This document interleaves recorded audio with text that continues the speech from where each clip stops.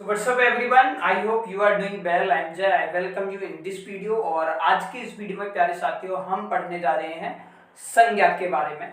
तो संज्ञा से अमूमन आपकी परीक्षाओं में क्वेश्चन आता है, तो ये टॉपिक आप सभी के लिए इम्पोर्टेंट हो जाएगा। तो आइए सबसे पहले नजर डालेंगे कि आखिर संज्ञा है क्या।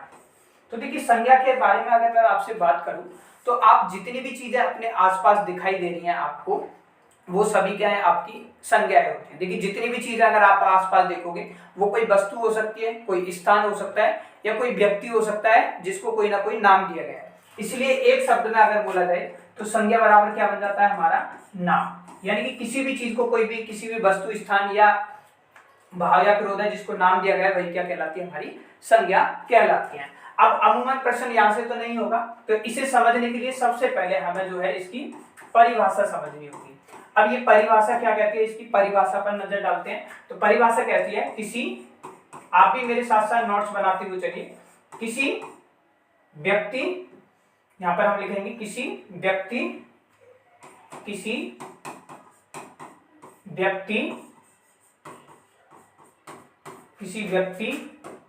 वस्तु, स्थान या भाव के नाम को हम क्या कहते हैं, संज्ञा कहते हैं। संज्ञा कहते हैं। तो क्या बन गया, किसी व्यक्ति, वस्तु, स्थान या भाव के नाम को हम क्या कहते हैं, संज्ञा कहते हैं। जैसे उदाहरण के लिए मैं उदाहरण लेता हूं ताकि परिभाषा आपको क्लियर हो जाए। उदाहरण के लिए जैसे गोविंद जयपुर, क्रोध पेन आदि। तो देखिए, अगर मैं यहां पर बात करूं तो देखिए, सबसे पहले किसी व्यक्ति, यानी गोविंद एक व्यक्ति का नाम है, तो व्यक्ति आ गया यहां पर। ऐसी जयपुर क्या है, एक स्थान का नाम है। पेन क्या है, एक वस्तु होती है। स्थान क्या, भाव क्या है, हमारा क्रोध है। स्थान जयपुर। तो सारी चीजों के मैंने एग्जांपल दिए, किसी व्यक्ति, वस्तु, स्थान या भाव के नाम को ही हम क्या कहते हैं, संज्ञा कहते हैं। लेकिन अब प्रश्न जो है आपकी परीक्षा में वो डायरेक्ट परिभाषा से नहीं आएगा। प्रश्न जो आएगा वो आता है आपका यहाँ से कि संज्ञा के प्रकार से क्वेश्चन पूछेगा। कोई भी संज्ञा का प्रकार दे देगा और आपको पूछेगा कि ये कौन सी संज्ञा है। तो आइए नजर डालते हैं संज्ञा के प्रकार पर। तो देखिए, संज्ञा के प्रकार के बारे में अगर मैं बात करूं तो अगर आपसे पूछा जाता है कि संज्ञा के कुल कितने प्रकार हैं, तो ध्यान दीजिएगा, संज्ञा के कुल प्रकार जो है वो है आपके 5।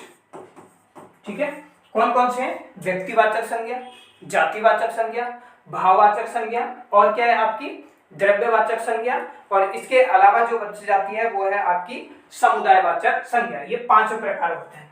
लेकिन परीक्षाओं में अमूमन कभी कभी देखा गया है कि संज्ञा के मुख्य कितने प्रकार हैं, तो मुख्य प्रकार पूछ ले तो संज्ञा के मुख्य प्रकार जो है वो है आपके 3 प्रकार। ठीक है, ये 3 प्रकार कौन कौन से हैं, तो 3 प्रकार हैं आपके व्यक्तिवाचक संज्ञा, जातिवाचक संज्ञा और तीसरा आ जाता है हमारा भाववाचक संज्ञा। तो आपसे परीक्षा में क्वेश्चन किस तरीके से पूछा जाता है, अगर परीक्षा में आपसे पूछा जाता है कि संज्ञा के मुख्य कितने प्रकार हैं, तो आपका जवाब रहेगा कि संज्ञा के मुख्य प्रकार जो है वो 3 है, अगर ऑप्शन दिखाई देता है तो। और संज्ञा के कुल प्रकार आपसे कोई पूछता है तो वो संज्ञा के 5 प्रकार होंगे। आशा करता हूं आपको चीजें समझ आई होगी। तो आइए आप एक एक कर जो है हम संज्ञा के प्रकार पर नजर डालते हैं। सबसे पहले हम बात करेंगे, इन तीनों मुख्य प्रकार को पढ़ते हैं, फिर हम 5 पर आएंगे। तो देखिए, सबसे पहले अगर हम बात करें तो सबसे पहला प्रकार जो आता है वो आती है हमारी व्यक्तिवाचक संज्ञा। क्या आती है, व्यक्तिवाचक संज्ञा।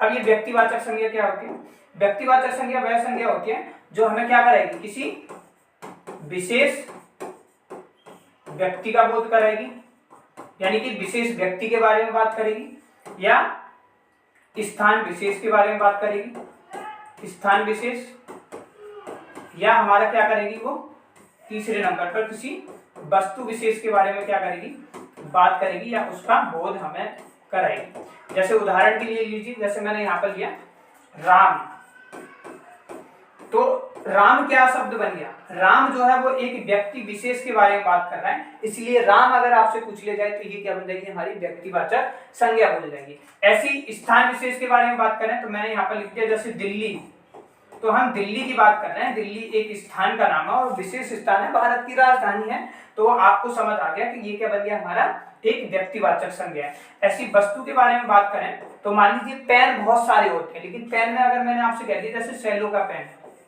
या फिर मैंने कहा सेलो का पेन का ही एग्जांपल ले लेते हैं, तो ये क्या हो गया, एक वस्तु का नाम हो गया, तो ये भी क्या हो जाएगी, हमारी व्यक्तिवाचक संज्ञा हो जाएगी। इसके बाद जो दूसरी संज्ञा आती है वो आती है हमारी जातिवाचक संज्ञा, जातिवाचक संज्ञा। अब जातिवाचक संज्ञा से क्या समझ आ रहा है आपको, इससे समझ आ रहा होगा आपको कि जो क्या करेगी, हमें किसी क्या करेगी, जाति या किसी वर्ग विशेष या समूह का क्या कराएगी, हमें बोध कराती है, और उसी को हम क्या कहते हैं, जातिवाचक संज्ञा कहते हैं हमारे। ठीक है, तो किसी जाति वर्ग या समूह विशेष का हमें बोध कराए वही क्या कहलाती है, हमारी जातिवाचक संज्ञा कहलाती है। उदाहरण देखिए, जैसे उदाहरण के लिए जैसे इसके एग्जांपल लिए, इसके लिए जैसे मैंने लिखा है यहाँ पर स्त्री, दूसरा एग्जांपल लिया मैंने आपका स्त्री के बाद यहाँ पर ले लिया मैंने जैसे नदी, है ना, नदी के अलावा आप और भी ले सकते हैं, जैसे ब्राह्मण की बात करी मैंने। ठीक है, तो ऐसे बहुत सारे आपके एग्जाम्पल हो सकते हैं जो क्या होते हैं, हमारे क्या होगी, हमारी जातिवाचक संज्ञा होगी। जैसे मनुष्य, समझ आया। अब देखिए समझिए इसे, जैसे मैंने बोला स्त्री, तो स्त्री सभी जातियों की बात हो रही है, यहाँ पर पूरा एक क्या कर रही है, पूरे समूह को यहाँ पर बात की जा रही है। लेकिन इस स्त्री को ही अगर मैं कहने लगूँ आपसे, स्त्री का ही नाम लेके मैंने लिखा है यहाँ पर एग्जांपल, रानी लक्ष्मी बाई, तो अब रानी लक्ष्मीबाई को आप सभी जानते हो, रानी लक्ष्मीबाई एक स्त्री का नाम हो गया। देखिए स्त्री यानी सभी स्त्रियों की बात हो रही है, लेकिन अगर मैंने यहाँ पर बोला रानी लक्ष्मीबाई, तो रानी लक्ष्मीबाई क्या बन गया, एक विशेष किसके बारे में हो रही है, विशेष व्यक्ति या स्त्री के बारे में बात हो रही है, तो ये क्या बन गया, हमारा व्यक्तिवाचक संज्ञा बन गया, जबकि स्त्री क्या बन गया, हमारा जातिवाचक बन गया। ऐसी नदी का एग्जाम्पल लीजिए आप, जैसे नदी, अब नदी की बात हो रही है सारी नदियों की, ठीक है, सारी नदियां आ गई, लेकिन अगर मैं यहीं पर लिख दूं गंगा नदी, गंगा नदी, या मैंने लिख दिया यहाँ पर यमुना नदी, ठीक है, तो ये गंगा नदी नाम आ गया, ये नाम किसमें आ जाएगा, हमारा विशेष किसकी बात हो रही है, नदी की, तो यहाँ पर नाम आ गया, तो ये क्या हो जाएगा, हमारा व्यक्तिवाचक संज्ञा हो जाएगी। ठीक है, और ये क्या होगी, हमारी नदियों में सारी नदियां आती, तो ध्यान रखना है जहां पर सारी चीजें आ रही है वहां पर क्या हो रहा है, आपका क्या हो रहा है, एक तरह से जातिवाचक संज्ञा बन गई, जबकि व्यक्तिवाचक संज्ञा में किसी विशेष के बारे में हम बात करेंगे। ऐसे देख लीजिए पेन, मैंने यहाँ पर समझाया था। अब मान लीजिए पेन तो हो सकता है, ये लिंक का भी पेन हो सकता है, ये सेलो का भी पेन हो सकता है, और किसी का भी, यानी सभी कंपनियों के पेन के बारे में बात की जाती है। लेकिन यहाँ पर अगर मैंने बात की है सेलो पेन के बारे में, तो ये क्या बन गया, हमारा वस्तु विशेष, तो कौन सी बन जाएगी, व्यक्तिवाचक संज्ञा हमारी बन जाती है। ठीक है, अब तीसरे नंबर पर जो आती है हमारी जातिवाचक संज्ञा के बाद, वो आती है भाववाचक संज्ञा। कौन सी, भाववाचक संज्ञा। अब ये भाववाचक संज्ञा क्या होती है, तो भाववाचक संज्ञा जो होती है हमारी, वो क्या होती है आपकी, भाववाचक संज्ञा वो होती है जो व्यक्ति विशेष की क्या करेगी, हमें व्यक्ति या किसी किसके, व्यक्ति या वस्तु के विशेष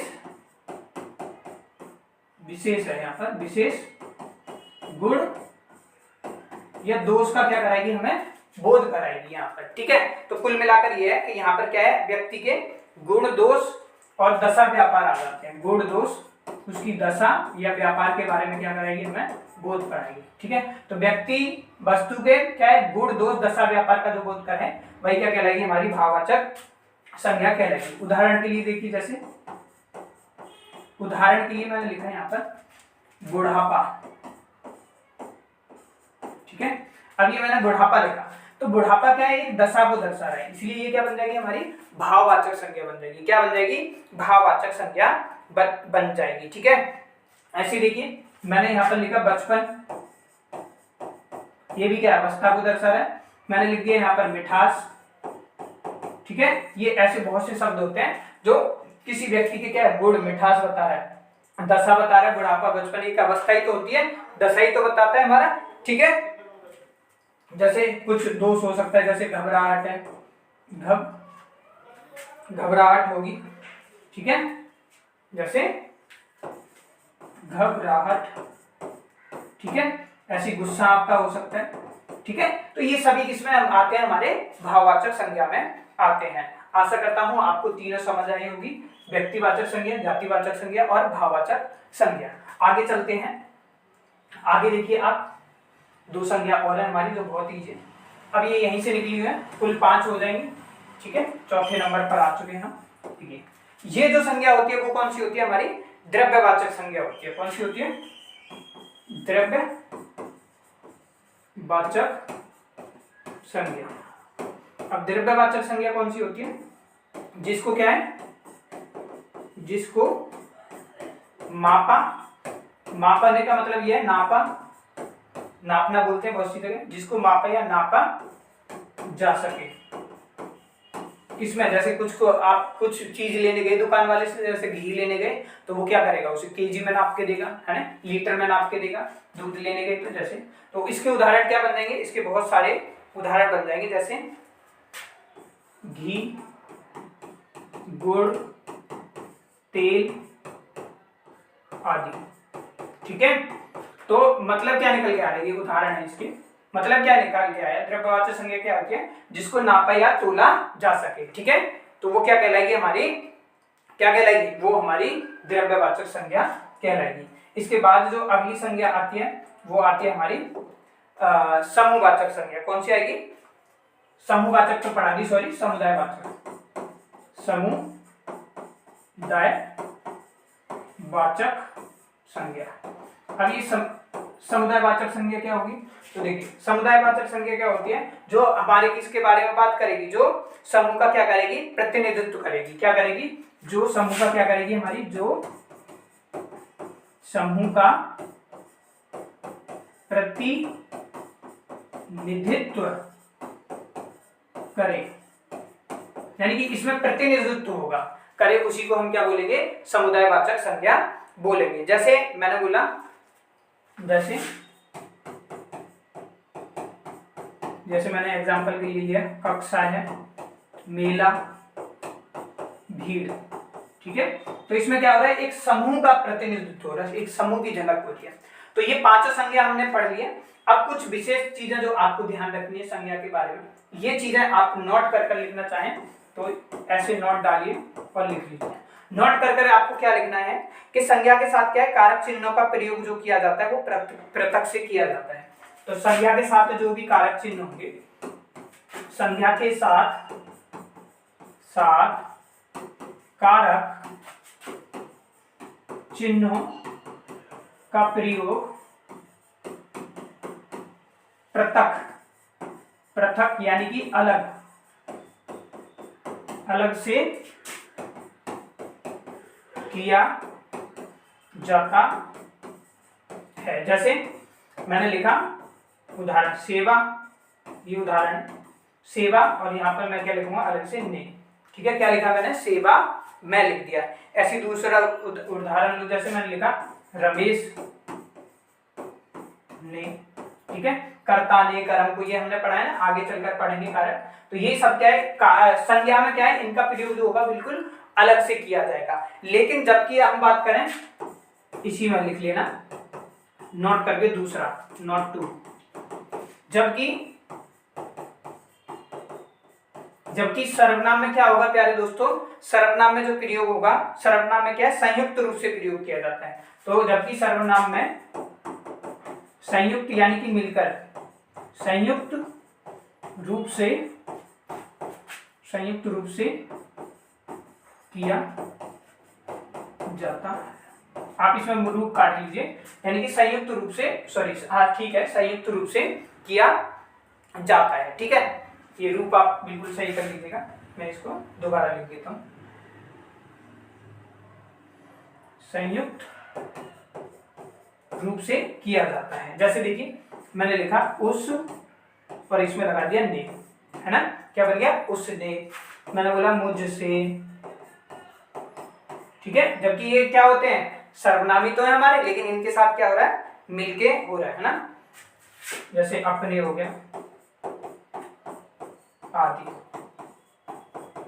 तो इस वीडियो में मैंने आपको पूरा यहाँ पर जो है वो संज्ञा आपको पढ़ा दिया है, जिसको आप देख सकते हैं स्क्रीन पर। अब इसके आपको नोट्स जो है वो खुद से बनाने होंगे, इस चीज का आप विशेष ध्यान देंगे, ठीक है। तो देखिए क्या क्या पढ़ाया मैंने, एक बार मैं आपको दिखा देता हूँ पूरा। देखिए यहाँ पर संज्ञा, किसी विषय, किसी व्यक्ति, वस्तु, स्थान या भाव के नाम को संज्ञा कहते हैं। गोविंद, जयपुर, पेन, क्रोध आदि। संज्ञा के कुल प्रकार 5 होंगे, मुख्य 3 प्रकार। व्यक्तिवाचक संज्ञा, जातिवाचक संज्ञा, भाववाचक संज्ञा। जातिवाचक से 2 और निकल के आई है, द्रव्यवाचक संज्ञा, समुदायवाचक संज्ञा। तो व्यक्ति विशेष, स्थान विशेष या वस्तु विशेष का बोध कराए वो व्यक्तिवाचक, जाति विशेष या समूह का बोध कराए वो क्या है, वो क्या होगी हमारी जातिवाचक संज्ञा होगी, जो जाति का बोध कराए हमें। भाववाचक संज्ञा जो व्यक्ति विशेष के बारे में। द्रव्यवाचक संज्ञा जिसको क्या है, नापा या तोला जा सके। समुदायवाचक संज्ञा क्या है, जो समूह का प्रतिनिधित्व करे। संज्ञा में एक और चीज ध्यान रखनी है कि संज्ञा में जो है हम कारक चिन्हों का प्रयोग जो है वो बिल्कुल अलग से करते हैं, जबकि सर्वनाम में क्या करते हैं, बिल्कुल मिलकर आपका एक साथ हम करते हैं, ठीक है। तो ये आपकी पूरी तरीके से संज्ञा यहाँ पर एकदम टॉपिक आपका खत्म हो चुका है। तो देखिए मैं अब एक क्वेश्चन ले लेता हूं ताकि आपको पता लग जाए कि क्वेश्चन आपके कैसे बनते हैं जाते जाते। एक चलिए देखिए मैं यहीं पर लिख देता हूं, चलिए थोड़ा सा इसे बड़ा कर लेते हैं, ठीक है। देखिए क्वेश्चन किस तरीके से आपसे पूछा जाएगा, क्वेश्चन पूछा जाएगा कि व्यक्तिवाचक संज्ञा है। जैसे एग्जाम्पल लिया मैंने एक क्वेश्चन का, निम्नलिखित में यानी व्यक्तिवाचक संज्ञा है, व्यक्तिवाचक संज्ञा है। अब ऑप्शन दे दिए इसमें, मान लीजिए ए लिख दिया मैंने, मान लीजिए नंबर 1 पे दे दिया आपका लिपि। दूसरे नंबर पर नंबर डाल देते हैं, नंबर ज्यादा बेस्ट है। दूसरे नंबर पर इसने ऑप्शन दे दिया देवनागरी।